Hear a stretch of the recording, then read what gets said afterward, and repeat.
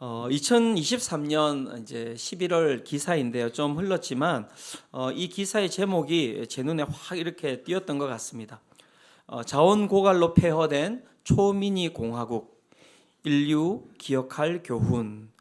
그러니까 여기서 제 눈에 확 띄었던 부분은 인류가 기억할 교훈이라는 것입니다. 이 나라가 어떤 나라이기에 이 나라의 흥망성쇠를 바라보며 인류는 무언가 교훈을 얻고 기억해야 될까라는 생각이 들어서 이렇게 찾아봤더니 이 나라가 이제 나우루 공화국이라는 남태평양 섬나라 가운데 하나인데요. 여기에 이제 유튜버가 방문하면서 이 나라에 대한 소개가 또 이렇게 일어났던 것 같습니다. 그리고 기사를 찾아봤더니 이미 이 나라에 대한 많은 기사들이 나와 있었는데요. 저는 2010년도 기사입니다. 2010년도 기사를 우리 성도님들에게 좀 소개하면서 정말 이 나라를 바라보면서 우리가 무엇을 기억해야 될지 한번 살펴보고자 합니다. 한번 들어보시기 바랍니다. 호주와 하와이 사이에 있는 섬나라 나우루는 국토 면적이 21제곱킬로미터에 불과하다. 울릉도의 3분의 1 크기다. 그러니까 되게 작은, 정말 작은 나라인 것 같습니다. 인구는 1만 명 정도다. 산호초로 둘러싸인 이 작은 섬에는 갈매기와 엘베트로스 천지였다. 섬을 찾은 새들은 산호초와 섬 위에 수천 년 동안 똥을 쌓았다. 1888년 나우루를 찾은 독일 자본가들은 섬 전체에서 대량의 인광석을 발견했다. 인광석은 화학 비료 재료로 쓰인다. 새들의 똥이 산호층과 결합해 인광석으로 변했고 나우루 전체가 인광석 노천광이 된 것이다. 이후 독일, 호주, 뉴질랜드, 영국 자본이 나우루인들을 고용해 노천에서 인광석을 실어갔다. 1945년 2차 세계대전이 끝나고 1968년 신탁 통치가 종료되면서 나우루 공화국으로 독립했다. 인광석 광산은 나우루 소유가 되었다. 나우루 정부는 외국 자본이 한 그대로 인광석을 채굴했다. 땅을 걷어내면 순도 높은 인광석이 나오니 기술도 필요 없었다. 현금이 쏟아져 들어왔다. 나우루 주민들은 더 이상 노동을 하지 않았다. 외국인 노동자들을 고용한 채굴장 수입으로 먹고 살았다. 농장은 모조리 인광석 광산으로 변했다. 사람들은 통조림을 수입해 냉장고에 쟁여놓고 먹었다. 세금도 없었다. 초등학교 공짜, 의료비 공짜, 주택도 공짜였다. 브라보. 1980년대 중반 나우루는 1인당 국민소득이 2만 달러를 넘기도 했다.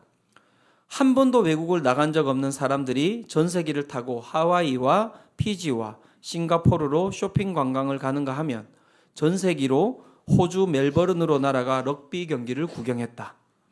고급 스포츠카도 수입했다. 나우루에는 일주 도로가 하나 있다. 길이는 18km에 제한 속도가 40km였다. 지금은 곳곳이 부서져 차량이 제대로 움직이지 못한다. 한 주민은 외국 언론과의 인터뷰에서 이렇게 말했다. 경찰 간부 한 명이 최고급 스포츠카인 람보르기니를 수입했는데 운전석에 들어가지 못할 정도로 몸이 뚱뚱해 제대로 타보지도 못했다는 것이다. 이 주민은 심지어 1달러 지폐를 화장지로 쓴 미친 사람도 있었다고 했다. 1990년대 초 문제가 두 가지 터졌다. 전 국민의 90%가 비만이고 50%가 당뇨를 앓고 있었던 것이다. 채소와 어류 대신에 수입한 가공식품에만 매달린 결과였다. 지표면을 뒤덮었던 인광석이 고갈됐다는 사실은 더 심각했다. 정부가 부랴부랴 어업 부활을 위해 항구를 개발했다. 주민들은 거기에서 고기를 잡는 대신 해수욕을 즐겼다. 농장을 개발을 했지만 표토가 사라진 땅에는 농사가 불가능했다. 뼈만 남은 땅에 관광산업 개발은 더 불가능했다. 낮아진 지표 때문에 나우루는 지구온난화에 따른 수면 상승 효과의 대표적인 피해 국가가 되었다. 1990년대 나우루 정부는 외국에 투자해둔 부동산을 담보로 외채를 빌렸었다. 세금 떼먹는 외국인이나 테러리스트에게 국적을 팔고 스위스식 비밀은행업도 벌였다. 2011년 9월 11일 테러 이후 미국은 나우루 은행 자산을 동결했다. 그해 나우루 정부는 현금 지원을 대가로 호주 난민 수용소를 자기 땅에 유치했다. 2003년 인광석이 공식적으로 고갈되었다. 2005년 12월에는 국적기 에어 나우루가 운항을 중단했다. 2008년에는 호주가 난민 수용소를 폐쇄했다. 지구상에서 나우루를 위한 돈줄기가 사라진 것이다. 이 나라의 흥망성쇠입니다, 여러분.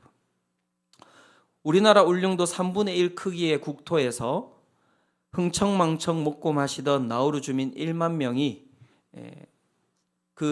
누렸던 번영은 30년 만에 끝이 났습니다. 인류가 기억해야 할 교훈은 무엇일까요, 여러분? 이 이야기를 쭉 들으시면서 어떤 생각이 드셨습니까? 제가 이 이야기를 쭉 읽는데 그런 생각이 들었습니다. 이 이야기는 멀리 떨어진 한 나라의 이야기도 아닌, 또 이미 망해버린 과거의 어떤 나라의 이야기도 아닌 오늘을 살아가고 있는 우리의 이야기라는 것입니다. 이 지구가 무한한 광물을 가진 것처럼 착각하며 끊임없이 소비하고 있는 이 땅을 살아가고 있는 지금 이 시대의 이야기이기도 하고요. 영원한 것처럼 자기 욕망을 쫓아 자신을 흥청망청 고갈시키며 살아가고 있는 우리 개인의 이야기라는 것입니다. 언젠가 우리가 누리고 있는 이 모든 것이 다 이 나우루 공화국과 같이 고갈될 것입니다. 진리라고 하죠. 반드시 고갈될 것입니다. 그것이 우리의 삶이 아니길 바라는 마음들이 많이 있지요. 이 땅의 모든 것이 고갈되었다라고 하는 것을 넘어서서 이미 이 땅을 살아가고 있는 수많은 현대인들의 삶이 고갈된 삶을 살아가고 있습니다. 특별히 이제 70대 이후에 삶을 살아가는 분들도 고갈이 되어 있고요. 산지 얼마 안 된 20대, 30대 청년들의 삶도 많이 고갈되어 있지만 제가 요즘 보면서 참 마음에 이렇게 참 쓰리고 아픈 마음이 드는 세대는 50대, 60대, 5060 세대인 것 같습니다. 참으로 삶이 힘겹고 버거워 보입니다. 왜냐하면 20대 때는 이런 60대가 될 거라고 생각을 하지 않았기 때문이죠.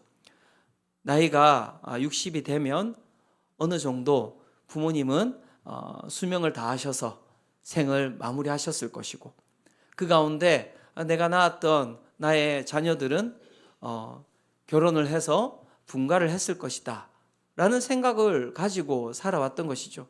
그렇게 30년, 40년을 열심히 살았는데 전혀 생각하지 못했던 그러한 삶이 펼쳐진 것입니다. 부모님이 나보다 더 건강이 좋으시고요. 흰머리가 나보다 더 없으시고요. 부양을 계속해서 해야 되는 것이죠. 그리고 중요한 것은 빨리 결혼해서 나갈 것 같았던 자녀들이 아직도 안 나가고 집에서 게임을 하고 앉아 있는 겁니다. 속이 터져 나가는데요. 죽을 것 같은데요. 이야기를 하러 들어가면 중학교 때, 고등학교 때 했던 이야기하고 똑같이 합니다. 아빠 나가. 내 힘을 쓰고 재정을 써야 하는 상황이 끝이 나지 않았는데 기가 막힌 것은 영원할 것 같았던 내 육체는 이제 사그라들어 가고 있고, 나를 영원히 필요로 하고 책임져 줄 것 같았던 직장은 더 이상 나를 필요로 하지 않는다는 것입니다. 눈앞에 무엇이 다가와 있습니까? 나우루 공화국과 똑같습니다. 이제 인광석이 고갈되어 가는 상황인데 그 가운데서 끊임없이 소비는 일어나고 있는 것이죠. 60년을 죽어라고 살았는데 그것이 끝이 아니라 40년을 더 죽어라고 살아야 살 수 있다는 것이죠. 그래서 내가 사는 것이 사는 것인지 죽는 것인지도 모른 채 그렇게 달려가고 있는 것이 제가 보니 50대, 60대를 살아가는 현대인들의 삶이라는 것입니다. 사랑하는 성도 여러분, 눈을 뜨셔야 합니다. 이 땅이 영원한 것처럼 보이고 이 땅이 아주 우리 가운데 좋은 것을 주는 것처럼 보이지만 사랑하는 성도 여러분, 그렇게 바라보고 계시다간 나우루 공화국의 사람들과 같이 우리는 아주 쓰디쓴 아픔을 경험하게 될 것입니다. 우리의 인생이 얼마나 허망한지 보셔야 합니다. 진리는 이 땅의 모든 것이 고갈된다는 것입니다. 그리고 고갈되지 않는다 하더라도 이 땅에 있는 모든 것은 썩어져 간다는 것입니다. 영원한 것은 없는 것이죠. 특별히 그 썩어져 가는 것을 가장 우리가 뼈저리게 느낄 수 있는 것은 우리의 육체일 것입니다. 태어나서 우리는 살아간다라고 이야기를 하지만 정말 그렇습니까? 살아가는 것이 아니라 우리는 죽어가고 있는 것이지요. 내 몸이 하나하나 썩어져 가는 것, 내 몸이 예전과 같지 않은 것을 우리는 경험하고 있는 것입니다. 영포티라고 하는 말이 있습니다. 40대인데 아주 젊게 다니는 40대, 20대와 30대들의 조롱이 되고 있는 40대입니다. 저도 영포티인 줄 알았습니다. 카페에 가서 설교를 어제도 준비하고 있는데 20대 청년 하나가 지나가면서 쓱 저를 쳐다보는데 그 눈빛이 그냥 눈빛은 아니었습니다. 이 아저씨 백수인가? 이런 눈빛이었어요. 그러면서 왜 이렇게 카페에 와가지고 죽치고 앉아있지? 뭐 이런 여러 가지 진짜 순식간에 지나간 눈빛이었는데 그걸 제가 읽어냈습니다. 대단하지 않습니까? 그러면서 저도 눈빛을 보내었습니다. 너도 곧 나같이 될 것이야. 이렇게. 너도 이 모습이 속히 오리라고 제가 이야기를 해줬습니다. 썩어지지 않을 것에 대한 소망을 가지고 살아가지만 이 세상에서 썩어지지 않을 것에 대한 길은 존재하지 않습니다. 이 땅에 있는 모든 것을 다 가진다 하더라도 우리가 썩어져 가는 그 삶, 우리의 삶이 고갈되는 것을 우리는 막을 수가 없는 것이죠. 그러니 머스크가 우주선 개발해서 끊임없이 우주로 나가야 된다라고 이야기하지 않습니까? 나가본들 뭐가 있겠습니까? 그렇다면 우리가 믿는 복음은 무엇입니까? 복음은 우리에게 무엇을 이야기하고 있는 것입니까? 오늘 우리가 읽었던 그 사도행전은 우리 가운데 무엇을 제시하고 있는 것입니까? 다른 것이 아닙니다. 이 썩어져가는 인생, 이 고갈되어져가는 인생, 그리고 죽음이라고 하는 그 단어를 항상 품고 살아가는 그 인생 가운데 썩어지지 않을 삶에 대한 유일한 대안이 무엇인지를 이야기하고 있는 것이 바로 성경입니다. 그리고 오늘 우리가 읽었던 그 말씀에서는 계속해서 그 메시지를 던지고 있습니다.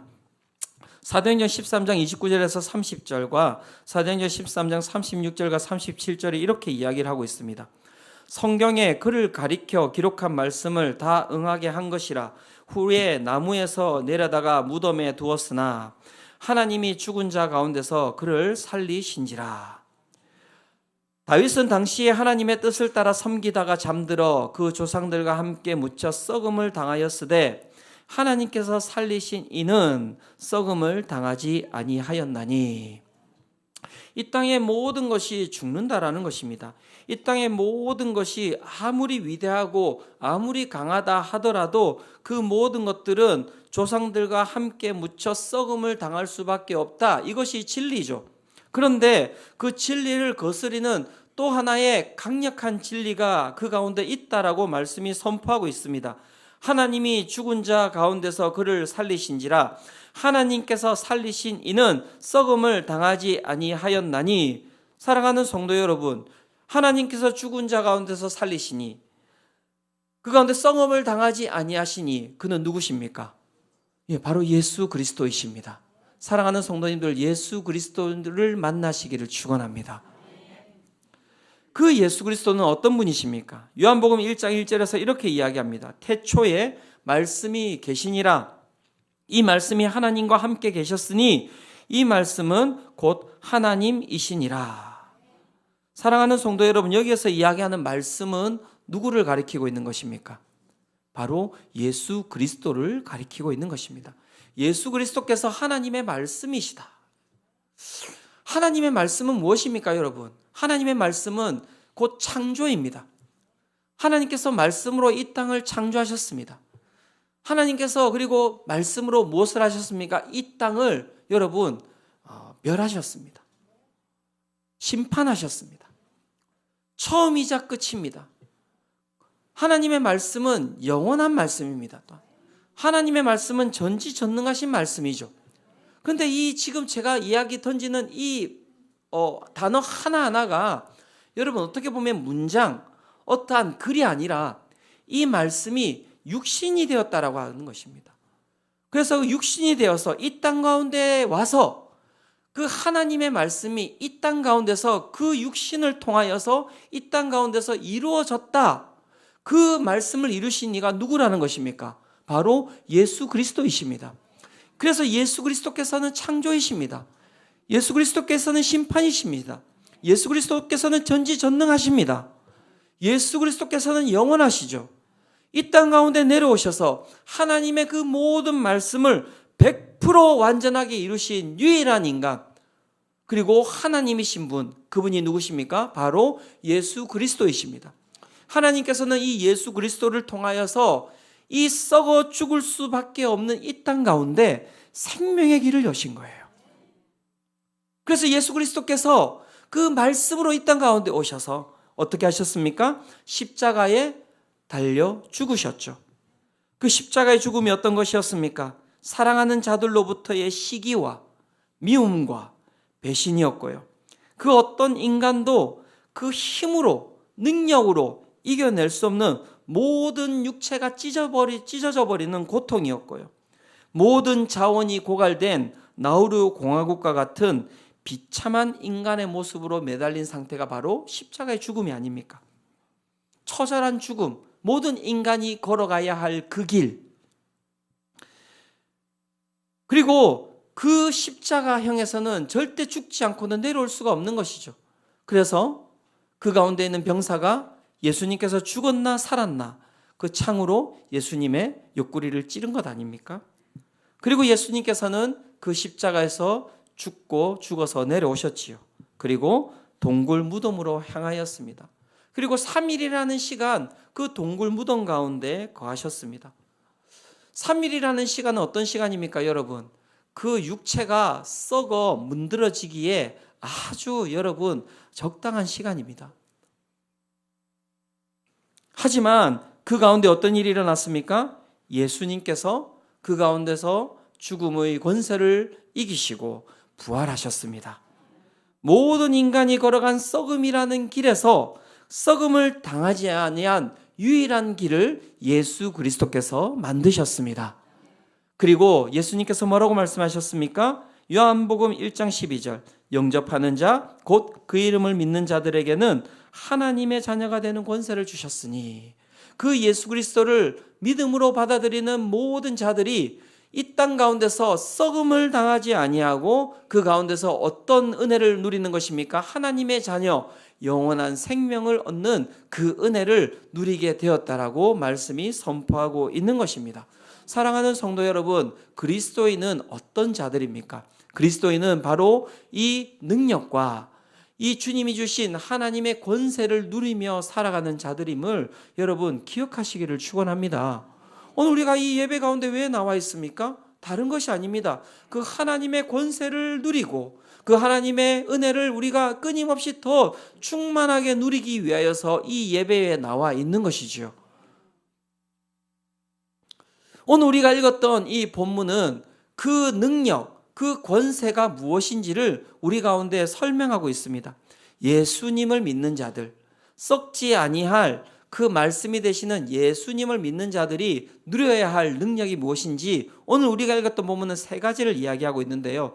그 첫 번째, 우리가 날마다 매일매일마다 누려야 될 능력이 무엇인지 아십니까? 썩어질 육체를 이기는 능력이라는 것입니다. 바울과 바나바가 1차 전도 여행 중입니다. 그죠? 바보라는 지역 그 섬에서 그가 이제 나와서 튀르키예 소아시아 지역입니다. 그리고 터키라고 이야기하죠. 여기에 밤빌리아의 버가라는 지역으로 이동을 하게 됩니다. 그리고 거기를 거쳐서 비시디아 안디옥이라는 지역으로 가게 됩니다. 즉 이제 제주도에서 이런 겁니다. 제주도에서 목포로 와서 목포에서 대전으로 가는 겁니다. 그런 식으로 지금 이제 흐름이 이어져 가고 있다 이렇게 생각을 하시면 되는데요. 저는 이 본문을 보면서 한 가지 의문이 들었습니다. 아니 그 바보라는 지역에서는 가서 복음을 전했는데 그 지역에서 이제 벗어나서 밤빌리아 버가라고 이야기하는 이 목포에 왔는데 이 큰 도시 목포에서 복음을 전하지 않고 바로 그들이 어디로 가냐면 대전으로 비시디아 안디옥이라는 도시로 바로 넘어가 버리는 것입니다. 왜 복음을 전하지 않고 이 도시는 왜 복음을 전하지 않고 넘어갔을까? 제가 궁금해서 왜 그렇게 하였는지 살펴봤더니 다른 것이 아니라 주석가들이 이야기하기는 이 바울과 바나바가 이 소아시아 지역으로 넘어왔을 때 그곳에서 바울이 풍토병에 걸렸을 확률이 많다 이렇게 이야기를 하고 있습니다. 여러분 풍토병이 뭡니까? 그 지역에 있는 병이잖아요. 그죠? 그 지역에 있는 병이라고 하는 것은 무엇이냐면 이 사람이 그 지역에 있는 그 세균과 바이러스를 어떻게 해요? 이길 만한 면역력이 없기 때문에 걸린 병이에요. 그러면 그 병은 어떤 병입니까? 죽을 만한 병이에요. 죽을 만한 병이에요. 그래서 풍토병에 걸리면 그 지역을 빨리 벗어나는 것이 가장 좋다고 하고요. 그리고 빨리 벗어나서 어떻게 해야 되냐면 빨리 치료를 받아야지 그 가운데 죽지 않을 수 있다는 것입니다. 그러면 여러분 같으면 이 병에 걸렸다면 여러분 어떻게 하시겠습니까? 어떻게 하시겠습니까? 네? 네, 빨리 집에 가야죠. 그죠? 지금 뭐 선교가 중요합니까? 선교하러 가야 됩니까? 눈빛이 너는 가라 이런 눈빛이셨습니다. 그렇죠? 나는 못 가겠다. 몸이 아프고 상황이 안 좋죠. 그러면 여기서 그만 가야 되는구나 라고 대부분 다 생각하고 어떻게 하시겠습니까? 그 지역을 벗어나서 다시 시리아 안디옥 자신을 보내었던 그 지역으로 돌아가는 것이 여러분 합당한 생각이죠. 상식이라고 생각을 할 수 있는데 그런데 지금 바울과 바나바가 어떻게 했다는 것입니까? 그 지역을 벗어나서 밤빌리아 안디옥이라는 지역으로 넘어갔다는 거예요. 더 여기에서 여러분 기가 막힌 것은 무엇이냐면 이 버가라고 하는 도시와 이 밤빌리아 안디옥이라고 하는 이 도시 사이에는 거대한 타우루스라고 하는 산맥이 있어요. 그 산맥이 있으니까 여러분 어떻겠습니까? 엄청 더 힘든 거예요. 그 지역을 넘어서 가야 되는 거예요. 그리고 넘어가서 어떻게 했습니까? 거기서 치료받고 쉬었던 것이 아니라 거기에서 바울이 계속해서 무엇을 하고 있습니까? 거기에서 복음을 계속해서 전하고 있는 거예요. 제가 이 본문을 묵상하면서 아니 어떻게 이럴 수 있지? 그에게 찾아온 이 육체의 고통이, 이 병이, 이 환난이 어떻게 보면 그 가운데 두려움을 줬을 것이고 그 두려움 가운데서 그 자신의 목숨을 살리기 위해서 방어하고 살펴봐야 되는 것이 인간의 욕구인데 어떻게 바울은 그 인간의 욕구를 넘어서서 그 가운데서 끊임없이 복음을 전하기 위하여서 그렇게 나아가고 있는 것이지? 대단하지 않습니까? 그래서 제가 곰곰이 이 본문을 묵상하는데요. 답이 여기에 있더라고요. 사도행전 13장 47절입니다. 같이 한번 읽어보도록 하겠습니다. 함께 읽겠습니다. 자, 시작. 주께서 이같이 우리에게 명하시되 내가 너를 이방의 빛으로 삼아 너로 땅끝까지 구원하게 하리라 하셨느니라 하니 썩지 아니하실 예수 그리스도께서 썩지 아니하실 하나님의 말씀이 바울에게 어떻게 전달이 되었습니까? 주께서 이같이 우리에게 명하시되 내가 너를 이방의 빛으로 삼아 너로 어디까지? 땅끝까지 구원하게 하리라 하셨느니라. 즉 바울을 통하여서 하나님께서는 어떻게 하신다고 작정하셨습니까? 이를 땅끝까지 보내어서 이 사람을 통하여서 많은 사람들이 구원을 얻게 하겠다라고 선포하셨죠. 그러면 바울은 무엇을 믿었을까요? 옆에서 사람들이 지금 풍토병에 걸렸으니까 당신이 지금 복음을 전파하러 가면 안 됩니다. 빨리 다시 집으로 돌아가셔서 거기에서 쉼을 누리시고 안식을 누리시고 빨리 치료를 받아야 됩니다라고 사람들이 이야기했겠습니까? 안 했겠습니까? 그렇게 했겠죠. 그 하나의 세상에서 이야기하는 한 가지 이야기가 있고요.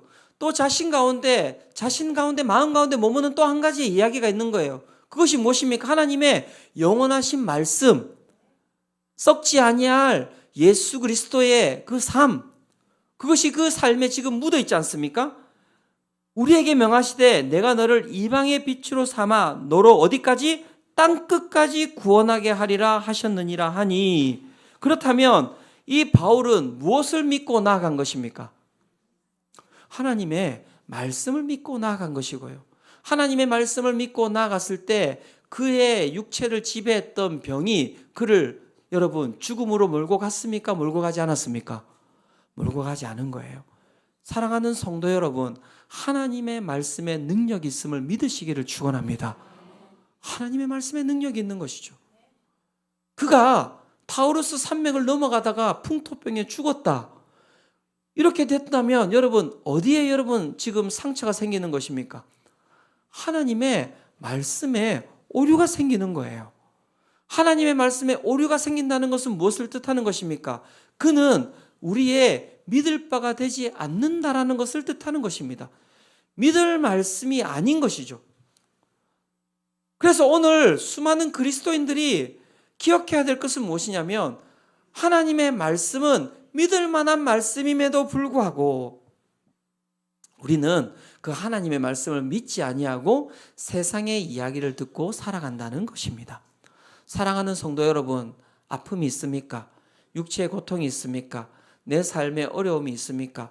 여러분, 그 어려움과 환난과 고통과 육체의 여러분 병보다도 하나님의 말씀이 더 크고 위대하심을 여러분 믿으시기를 축원합니다. 저는 공황장애가 있습니다. 너무 쉽게 이야기를 하니까 아무도 안 믿습니다. 제 아내도 믿지 않습니다. 정말 그 정신과 의사분, 제가 잘 아시는 분이 있는데요. 그분만 믿고 있습니다. 제발 약 좀 먹으라고, 저한테. 매주마다 올라오고요. 매번 이 단에 올라올 때마다 공황장애가 찾아옵니다. 여러분들의 눈을 바라보면서 이야기를 하는 게 정말 쉽지 않고요. 제일 어려운 건 뭐냐면, 아무리 설교를 다 외우고 올라와도 여기에 올라오면 하나도 생각이 안 난다는 거예요. 무슨 말을 하고 있지? 내가 어떤 말을 하고 있지? 모르겠는 거예요. 죽겠습니다. 죽을 것 같습니다. 미칠 것 같고요. 막 심장이 뛰기 시작하고, 전날부터 뛰기 시작하거든요. 그러면 정말 어떻게 해야 될지 모르겠어요. 그런데 그 가운데 한 가지의 메시지가 있죠. 너는 공황장애이니까, 너 올라가서 말도 제대로 잘 못하니까 너 올라가면 안 돼. 너 그만해. 너 말씀 너 엉망이잖아. 그렇게 제 마음속에서 올라오는 한 가지의 메시지가 있고요. 또 한 가지의 말씀이 있습니다. 여호와는 나의 목자시니 내게 부족함이 없으리로다. 그러면 이 두 가지 메시지 중에서 무엇을 믿어야 되는 것입니까? 네, 하나님의 말씀에 능력이 있음을 믿으시기를 축원합니다. 네. 더 이상 기도하지 않습니다. 하나님 고쳐주세요, 이런 기도하지 않습니다. 그냥 같이 살려고요. 네. 이전에 설교 때 이야기 드렸던 그 바울이 가지고 있었던 아픔이, 바울이 가지고 있었던 고통이 아니라 그에게 은사가 되었다라고 이야기를 했는데요. 저에게도 마찬가지인 것 같습니다. 저에게 주신 이 하나님의 이 공황장애가 저에게 은사라고 저는 믿습니다. 여러분, 공황장애에도 이렇게 설교하는데 어느 날 주님께서 공황장애를 사라지게 하는 그날에 제가 얼마나 더 설교를 잘하겠습니까?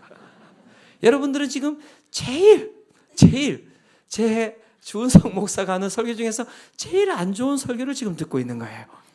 다음 주에 더 좋은 설교가 이 강단에서 선포될 줄로 믿습니다. 네. 저는 그렇게 믿음으로 나아갑니다. 그렇지. 사랑하는 성도 여러분, 썩지 아니할 예수 그리스도를 우리가 품고 살아간다는 것, 썩지 아니할 하나님의 말씀을 품고 살아간다는 것은 그냥 살아가는 게 아니에요. 이 세상의 모든 썩을 것들을 넘어서는 능력과 은혜를 경험하며 살아가는 것입니다. 사랑하는 성도님들, 이 예배 가운데 그 은혜를 경험하시기를 축원합니다. 두 번째, 썩지 아니할 말씀, 썩지 아니할 예수 그리스도를 믿으며 나가는 자들이 그 가운데 누리는 능력, 그것은 무엇입니까? 다른 것이 아닙니다. 썩어질 자존심을 이기는 능력을 가지고 살아간다는 것입니다. 성도님들, 자존심이 뭡니까? 자존심, 다른 것이 아닙니다. 자기 존재감을 드러내는 것이 자존심입니다. 사람들이 다 무너져도 무너지지 말아야 될 것이 있다라고 이야기하죠. 무엇이 무너지면 안 됩니까? 자존심을 무너지면 안 되고요. 자존심을 건드리면 안 된다라고 이야기를 하는데, 여러분 기억하셔야 될 것은 무엇입니까? 여러분들이 그렇게 굳건하게 붙들고 살아가는 그 자존심 때문에 여러분들의 삶이 고통스럽다는 것을 기억하셔야 됩니다. 그래서 힘든 거예요. 가정 가운데서 왜 싸움이 있습니까? 왜 어려움이 있습니까? 다른 게 아닙니다. 각자가 가지고 있는 자존심을 지키고 살아가기 때문에 우리는 고통스럽게 살아가고 있는 것이죠. 누가 자존심을 죽일 거예요? 누가 자존심을 내려놓을 것입니까? 가위바위보? 할 수도 없지 않습니까? 네가 내려놔라. 네가 내려놔라. 그렇게 우리는 살아가고 있는 것이죠.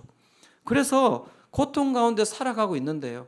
그 고통 가운데서 벗어나고자 하지만 내 자존심을, 이 썩어질 자존심을 내가 이길 수 있는 능력이 내 가운데는 없다라고 이야기를 하고 있는 것이죠.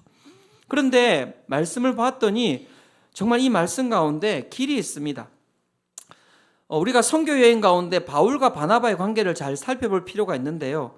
사랑하는 성도 여러분, 바울을 누가 그 고향에서 끄집어내어서 여러분 이렇게 좋은 사역자로 세웠습니까? 누구입니까? 바나바예요. 그죠? 바나바가 데려가서 바울을 택해서 데리고 왔지 않습니까? 그렇다면 여러분 그 위계 관계를 본다면 바나바가 위겠습니까? 바울이 위겠습니까? 당연히 바나바가 위일 것 같습니다. 그래서 바나바가 담임 목사가 되는 것 같고요. 바울은 부교육자가 되는 것 같습니다.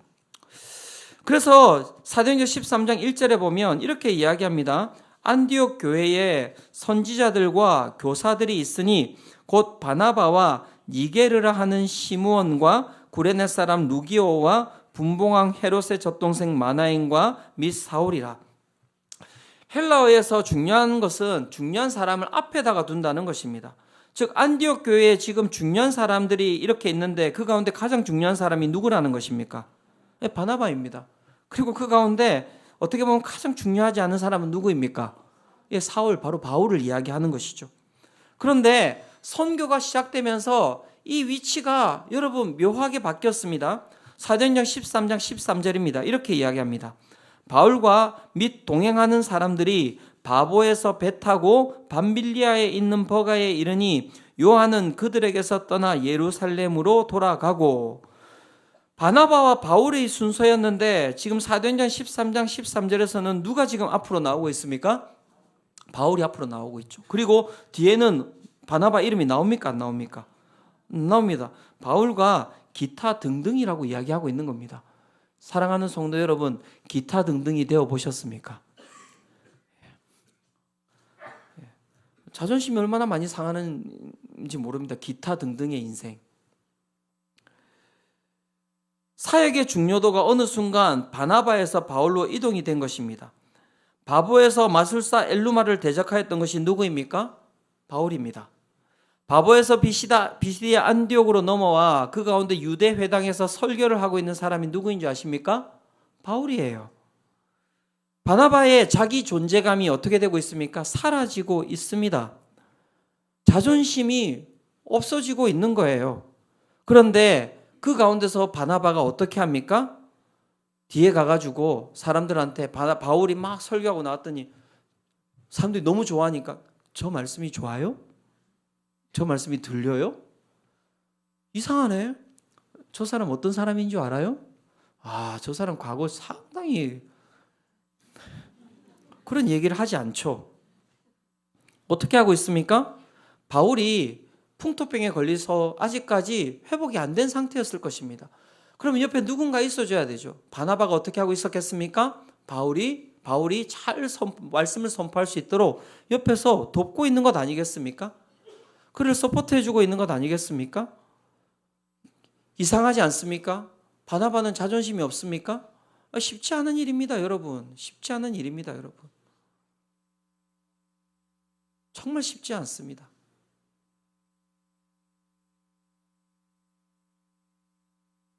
어느 날 최우영 목사하고 이대원 목사가 1부 설교하고 2부 설교했는데 끝나고 났더니 막 성도님들 나가면서 담임 목사보다 낫네 막 이러고 뭐 매주 했으면 좋겠네 뭐 이렇게. 그러면 제 마음이 어떻겠습니까, 여러분? 제 마음이 어떻겠습니까? 당연히 안 좋죠. 좋을 거라고 생각하십니까? 어떻게 그렇게 생각하십니까? 저 사람입니다, 여러분. 사람이잖아요. 그게 인간이잖아요. 모든 인간이 가지고 있는 누군가 나보다 더 큰 칭찬을 받고 누군가 나보다 더 빛이 나면 내 자존심이 무너지는 거예요. 무너지는 거예요. 그런데 그 가운데 여러분, 이 바나바가 그 가운데서 자존심이 무너지는 상황이 왔음에도 불구하고 그 가운데 어떻게 해요? 바울을 더 세워지고 있는 것이죠. 왜 이런 일이 벌어지는 것일까? 어떻게 하면 그 마음 가운데 있는 썩어질 자존심을 붙들고 있는 욕구가 존재하는데 그 썩어질 자존심을 붙들고 있는 내가 이길 수 없는 이 욕구를 이 바나바는 어떻게 이긴 것일까요? 다른 것이 아니죠. 신앙의 가장 큰 핵심이 무엇입니까? 나는 죽고 예수가 사는 것입니다. 나는 죽고 예수가 사는 것입니다. 바울과 바나바가 그렇게 썩어질 자존심을 세우지 아니하고 두 사람이 그렇게 화목한 모습으로 복음을 전할 수 있던 유일한 이유는 무엇이냐면 그들의 영혼 가운데 예수 그리스도께서 함께 하셨기 때문임을 믿으시기를 축원합니다. 그래서 제 마음 가운데 예수 그리스도께서 함께 하시기 때문에 저는 우리 최우영 목사가 설교가 저보다 더 좋았으면 좋겠고요. 이대원 목사가 제 설교보다 훨씬 좋기를 기도합니다. 왜 아무도 아멘 안 하시죠? 둘 다 좀 더 열심히 해야겠다. 이렇게. 저는 정말 기도해요. 두 사람이 정말 저보다 더 좋은 사역자가 되기를 정말 소망하고 기도합니다. 그것은 다른 것이 아니죠. 무엇 때문입니까? 제가 가지고 있는 인격도 아니고요. 제가 가지고 있는 그릇도 아닙니다. 제 마음 가운데 살아계신 예수 그리스도께서 함께하고 계시는 것 때문입니다. 그리스도인들은 그 예수 그리스도와 함께 살아가는 자들입니다. 세 번째 거를 할까요?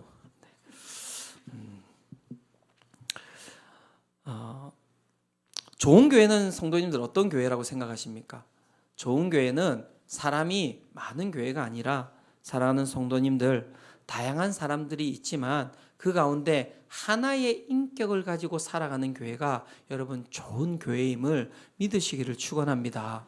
그래서 이 교회에 왔을 때 정말 여러분 예수님을 모르는 사람들이 왔다면, 이 교회에 누군가 초청을 받아 왔다면 이 교회에서 봐야 될 것은 무엇이냐면 우리를 통하여서 오늘도 낮고 낮은 곳으로 내려오신, 그죠? 자신의 모든 자존심을 다 버리고 우리를 위하여서 자신의 모든 것을 다 주신 그 예수 그리스도의 인격만이 이 교회 가운데 드러나기를 소망합니다.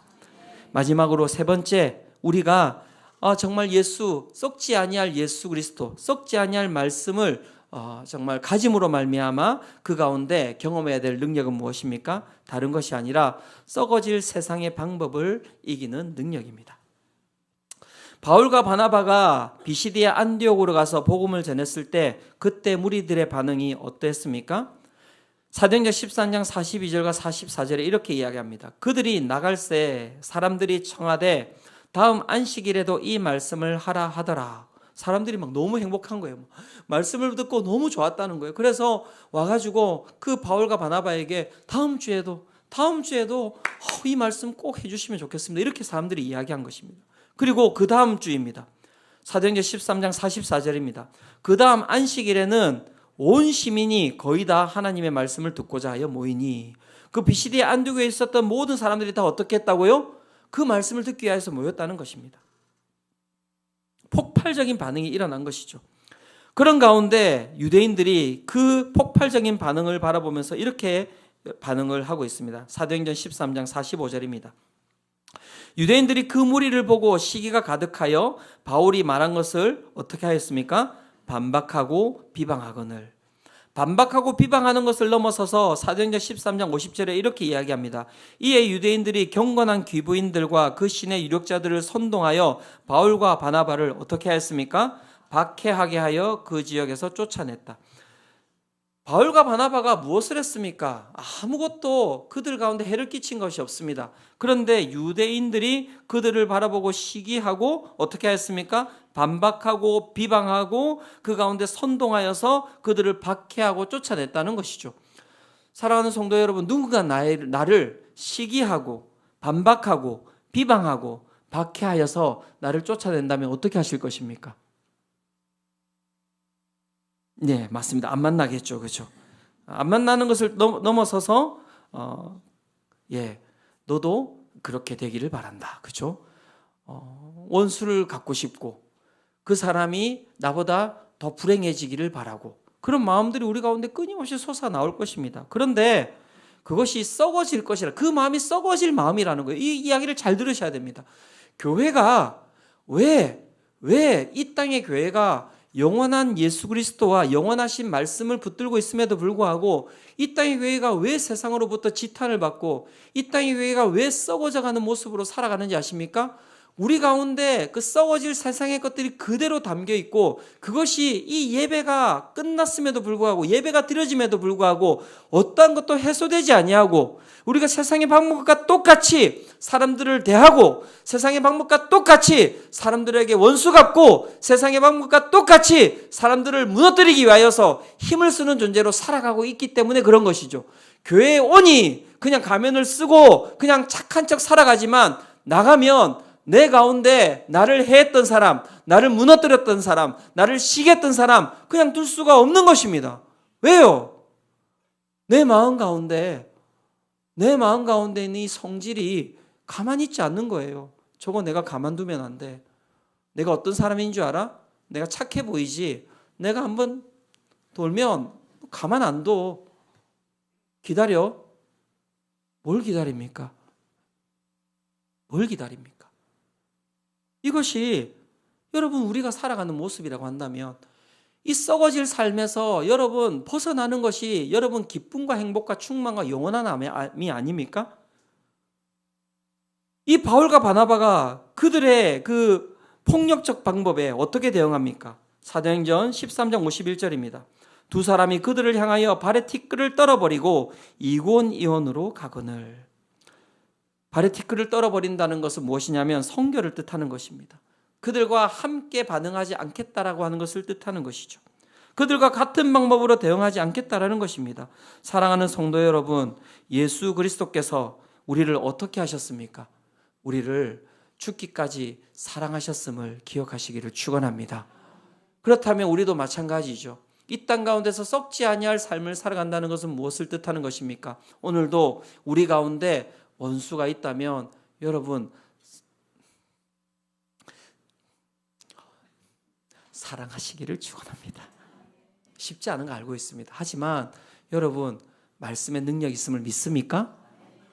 말씀의 능력이 있음을 믿습니까?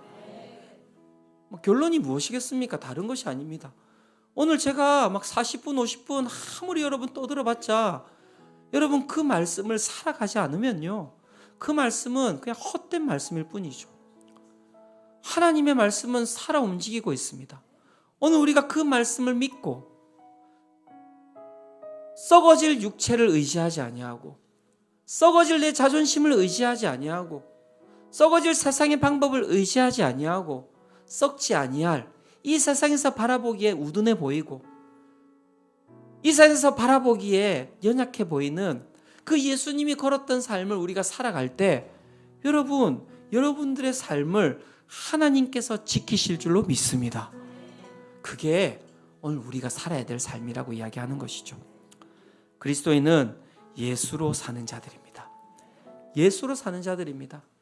오늘 이 예배에 여러분 무엇을 놓고 기도하시겠습니까? 오늘 우리 가운데 있는 그 썩어진 것으로 가득 차 있는 우리의 영혼 가운데 예수 그리스도를 초청하시기를 바랍니다. 주님, 썩지 아니할 것으로 내 영혼을 채워 주시옵소서. 썩지 아니할 것으로 내 삶을 견인하여 주시옵소서. 그렇게 살아가는 자들에게 영원한 기쁨을 주님께서 책임지시리라고 믿습니다.